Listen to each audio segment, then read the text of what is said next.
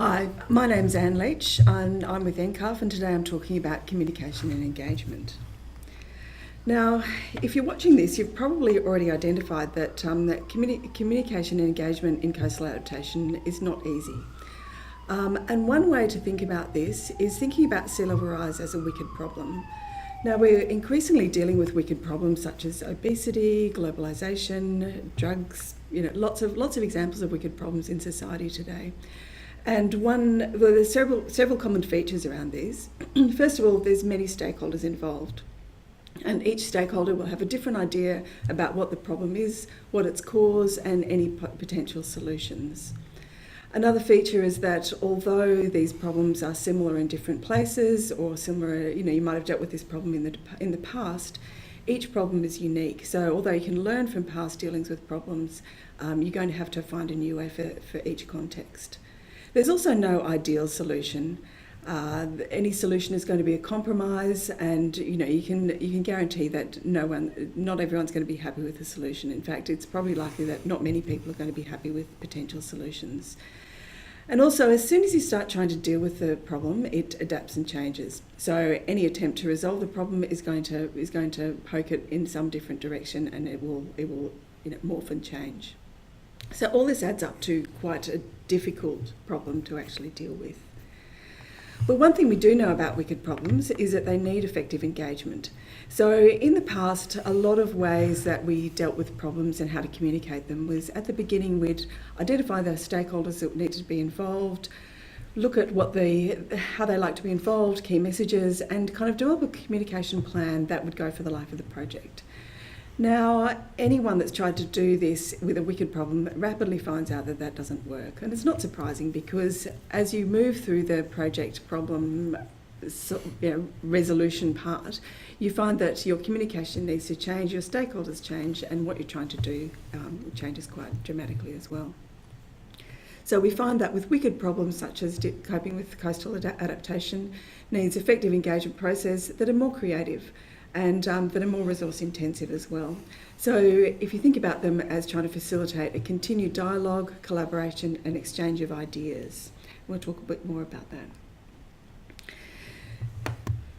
So in working with wicked problems, your bottom line is that these processes should seek to build trust. And if you use that as your touchstone with this process, and each process comes back to how do we build trust with what we're trying to do.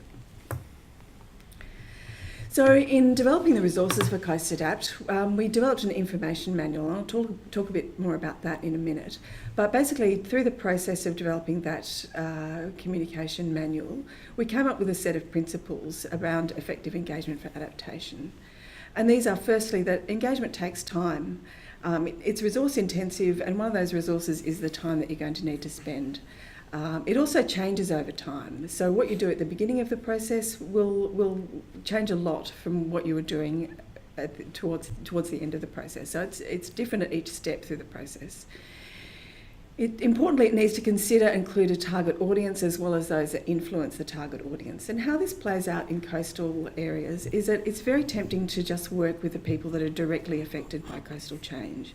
So some communities, this is added up to the people whose houses are directly affected by coastal erosion are the ones that tend to lead the process and get involved with the process. Whereas other ratepayers who sit further back from the beach, or who perhaps are users of the beach rather than kind of directly on the beach, they can often get left out of the process. So it's very important to think about your target audience as quite a diverse group across the Shire. And therefore, effective engagement needs to be inclusive and value the diversity and also the changes within the community as well. So how's your community going to change now and into the future? Effective communication needs to be clearly scoped and well-resourced, and you need to think carefully about how you're going to involve the community and how any involvement they have will be used. How will you use their input to affect what you do? It's also really important that effective engagement is monitored and evaluated through an adaptive process. So we actually look at what you're doing and monitor as you go how it's going to be effective. As well, you need to think about the different groups in your community, and do you need to build the capacity of those groups to be involved? So obviously there are some powerful groups in the community that find it easy to get involved, but there are other groups that may be hard to reach or hard to engage, and they might need some capacity building to ensure that they're able to participate in the process. So in some projects that I've worked in, that has involved maybe running leadership courses for less powerful groups, or helping some of these groups set up a newsletter for their constituents, or helping them to engage in some way so that they can have a say in these processes as well. So as you work through CoastAdapt and work through the CCADS process, you'll find that each step of CCADS requires different types of communication engagement. And for example, in the risk assessment process, some of the early steps might involve different community groups that have good local knowledge that you can bring into that risk assessment process. Whereas some of the later steps, you might be trying to engage more broadly across a wide diversity of the community. But basically what you need to think through at each step is, who are the stakeholders? You need to identify the key groups, leaders, existing networks that are important for each step, and you need to work out how you're going to prioritise these stakeholders, because you can't deal with everybody. So how are you going to involve these stakeholders without actually overwhelming yourself and your organisation too? You need to think, how will you reach them and how will you get them involved? But it's also important not to leave out your own organisation. Who are the stakeholders within your organisation that need to be involved in the process, and how are you going to involve those? And sometimes actually going through the act of planning communication within your organisation can actually be a really good way of involving them in the process too, and getting the local knowledge of your own organisation involved in the process as well. So a good place to start in thinking about communication in CoastAdapt is looking at the information number 9 on communication and engagement.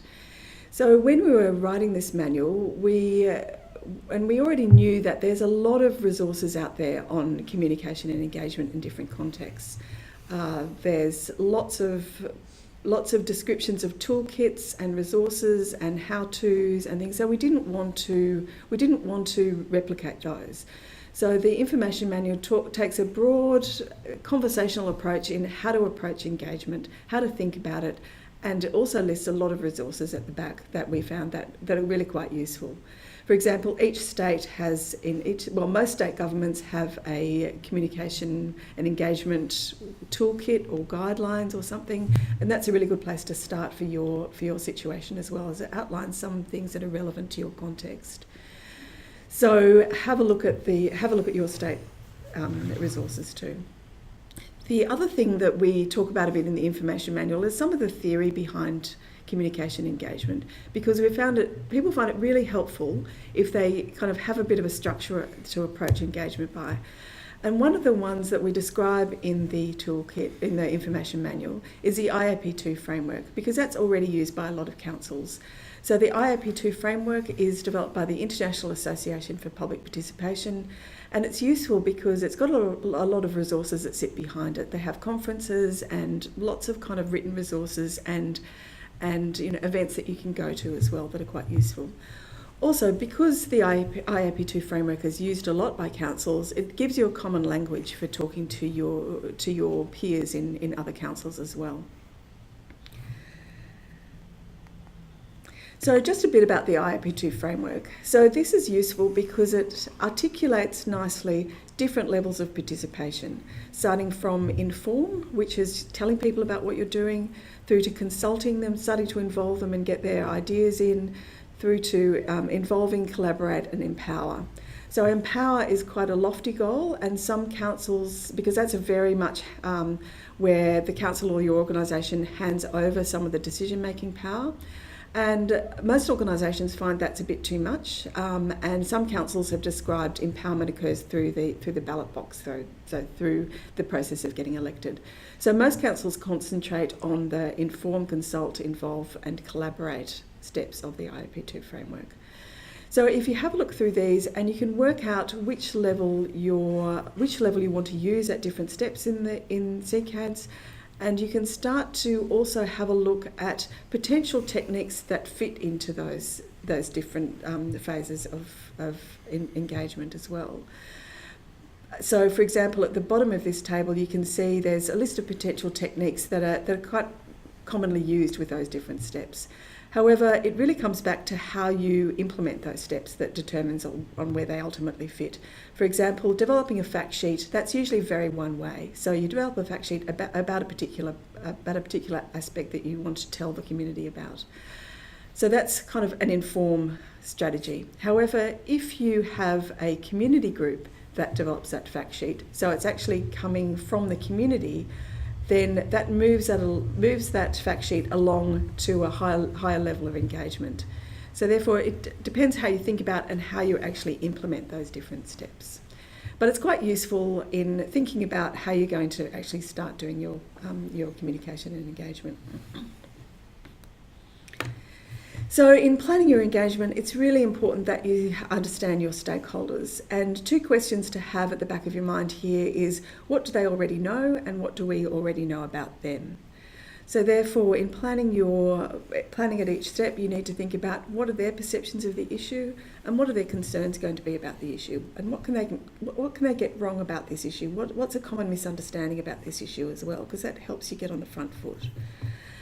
You need to think about how they can be consulted and engaged. What are really useful ways that they're already using to get involved in these sorts of processes.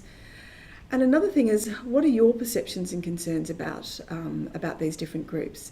And it's really useful to talk to others in your organisation, because different parts of the organisation will have different perceptions and concerns about dealing with these groups, probably from a history of dealing with them, or even a history of not dealing with them as well. You need to think about what local knowledge these groups already hold and how you're going to track progress and change. The other thing you need to do is not just start with a clean slate as well. There's a whole lot of existing community groups, organisations within your region, within your community, that already have existing networks that you can tap into. So it's really great if you can not just set up your own meetings and things, but more importantly, tap into the meetings of others and work out what the problem is going to be from their perspective, and go to them and work with them to communicate with their constituents as well. And we talk about that a lot in the information manual, is how do you involve other groups and tap into other networks. So it's quite useful to have a look through some of the resources section to get a handle on some of that techniques. For example, a good facilitation tool to use with your own organisation is mapping your stakeholders and mapping the networks of stakeholders in your community. And you'll end up with something that looks a bit like this on your screen. We call that a horrendogram because it's just too much to deal with. So, but it does help you think through quite a lot of the groups that you're going to need to deal with, and it just kind of helps scare you into working out what you have to do to involve this number of people. So then another tool that you can use is start to prioritise them and prioritise all these different groups. And there's many different ways to do this as well, but one useful one on the screen to start off with is, by prioritizing stakeholders, you want to help decide who and when you're going to include. And this grid on the screen looks at who has an interest in the outcome and who has the power to influence the outcome. And just going through this process helps you identify different groups that are going to be already interested and involved, and those groups that probably have low interest but might need to be involved. And that sort of bottom left-hand square of the grid can be quite challenging, but it shouldn't be empty, because there should be people who have low interest currently, but their interests are going to change into the future. And there are probably groups that have low power to influence, but that doesn't mean that they should be left out. So working through this, and the example I've got there is for a school that might be located in the coastal zone, and just sort of starting to think about different groups that might be involved in thinking about how coastal adaptation is going to be required for that school location. Now, as we mentioned before, quite often the person starting off the adaptation planning isn't necessarily the person that finishes the adaptation planning, because there can be staff turnover or the project might change. So it's very useful to keep records on your interactions with different groups in the community as you go. And again, in the resource kits, there's many different ways to do this. This is just one on the screen now, which lists a few things that you might want to track progress and change with your stakeholder groups. And so this helps you just keep a record, because one of the worst things you can do with the community, and particularly in some of the smaller communities that often are experiencing coastal erosion, is a new person comes in and goes back as though there has been no history with this community as well. So if you keep these kind of fairly detailed records, it just helps any new person to understand what has happened. So you don't keep restarting these projects with the community, but you can kind of go in and with some knowledge as what has happened before, because these communities also experience quite a lot of community burnout where the same people are involved in lots of different processes. So keep records, they could be really useful. So just to kind of recap, communication is quite difficult. Expect it to be resource intensive, expect it to change, expect it to need to require some conflict resolution, some good facilitation, but ultimately look at it as a way to build trust with your community. And if you use that as your touchstone, then you'll be well on your way to making a creative and effective engagement processes for your coastal adaptation. Thanks.